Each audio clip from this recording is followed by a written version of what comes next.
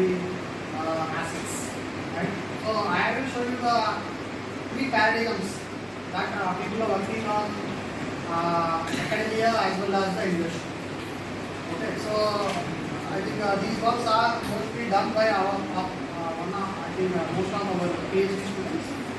Okay, so design of the low power hardware accelerator.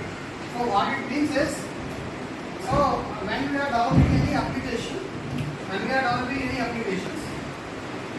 so first thing is that we have to see how much amount of whether that can be dealt in software or whether that can be dealt in hardware or whether that can be dealt in both software and hardware. If your dealt is completely software, then it is called software application. If you dealt that one in hardware, then it is called completely a hardware chip. If you are doing a part of software and a part of hardware, so first I will do a profiling. So in that profiling, I will know what are the bottlenecks. Okay, whether is there any arithmetic computation is there, whether it is only a software fetching is there, so that I can determine my architecture. Because before building up all these things, we should know little bit of the profiling. I think you know whenever we are doing C programming or Python programming, we know we are in a MATLAB. We used to compute the time with tick and talk. Right? It is a MATLAB we are doing that how much amount of time that is taking in the overall execution. Right? So why the term it is low power is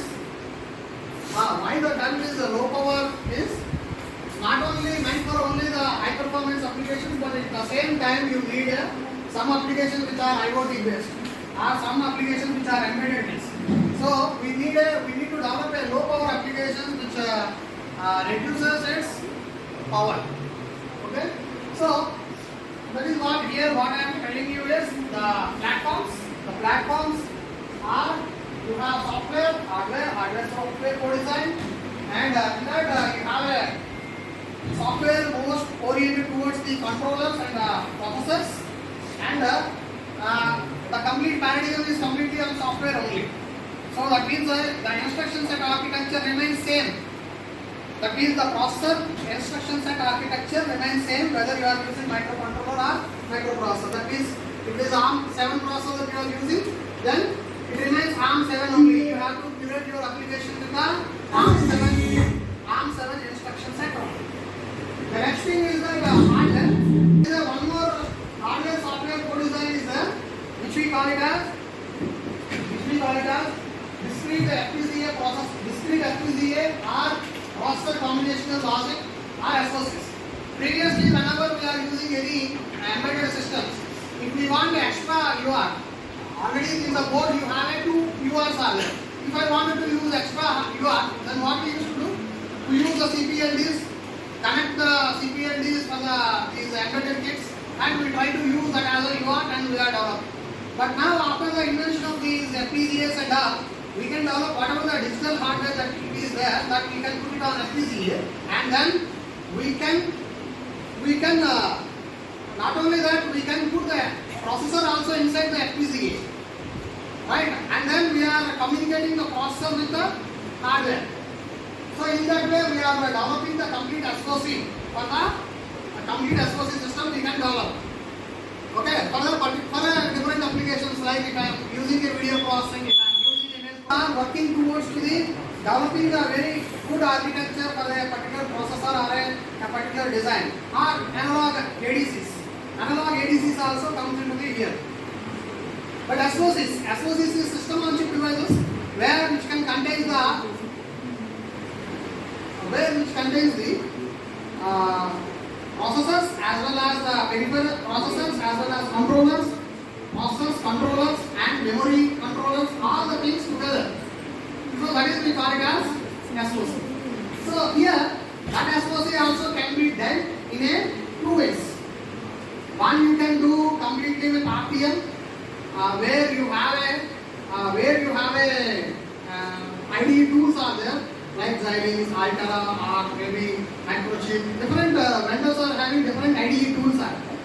So using that you can develop the complete system on chip system. Okay. So that is we can do with the RTL, and one more we can do the HLS. HLS is the one of the high level synthesis. So this is the one of the game changing software. So now anything that you are thinking, any algorithm that you are thinking, you can easily code it in C program or C++. A conversion of high level to a RTL level, you can directly bring it. And also not only that, it allows you the programming, but you can do the optimization also. So that means that, of course, for a proof of concept, you don't need a much performance. By the time by the time you need a 2 years of time to release the product, initially at the 10 days only you are getting the proof of concept. Then whether it is a very good viable or not, right? So that is, it is a profitable for the films. It is a profitable. So that is why people are looking towards the HLS. So they are having different kinds of